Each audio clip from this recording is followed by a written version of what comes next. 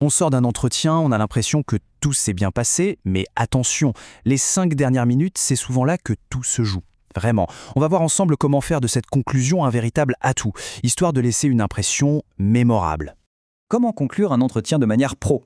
Ça a l'air simple, mais en réalité, derrière cette question, il y a toute une stratégie. Ce n'est pas juste une question de politesse, non. Il s'agit de marquer des points décisifs. Allez, on décortique ça. Bon, pour une fin d'entretien réussie, il y a en fait une méthode, une sorte de formule en 4 étapes. Pensez-y comme une feuille de route, un guide, pour être sûr de ne rien oublier. On attaque tout de suite avec la première étape. Première étape, donc, la synthèse de l'échange. Ça peut sembler basique, mais c'est une arme secrète, vraiment. Ça prouve une chose hyper importante qu'on a bien écoutée. C'est ça qui va donner du poids, de la structure à toute la conversation qu'on vient d'avoir. Et attention, on ne parle pas d'un petit résumé vite fait. Non, l'idée, c'est de reprendre les points vraiment essentiels. Le parcours, ok, mais surtout les compétences qui ont vraiment marqué, les motivations profondes qui ont été exprimées, et même, pourquoi pas, les points qui méritent d'être approfondis. C'est presque chirurgical. Le but de tout ça, c'est simple. S'assurer que tout le monde est bien sur la même longueur d'onde, que le recruteur et le candidat ont la même vision des choses. Une fois que cette base est solide, bien validée, on peut passer à la suite. Ok, la compréhension mutuelle, c'est fait. Parfait.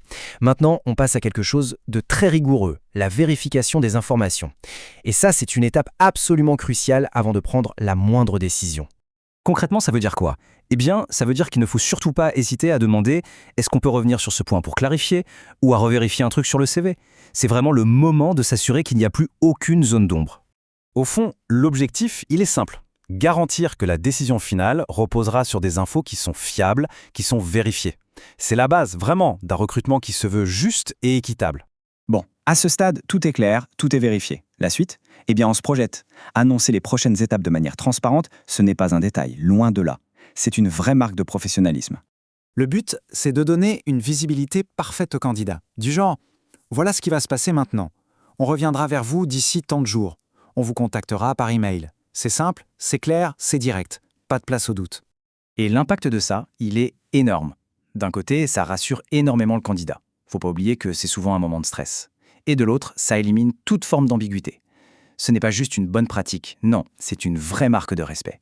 Et voilà, on arrive à la toute dernière étape, la 4e, la clôture. C'est le moment de la poignée de main, qu'elle soit réelle ou virtuelle. C'est l'ultime impression qu'on va laisser et autant dire qu'elle doit être impeccable. Pour ça, les ingrédients sont simples mais hyper efficaces.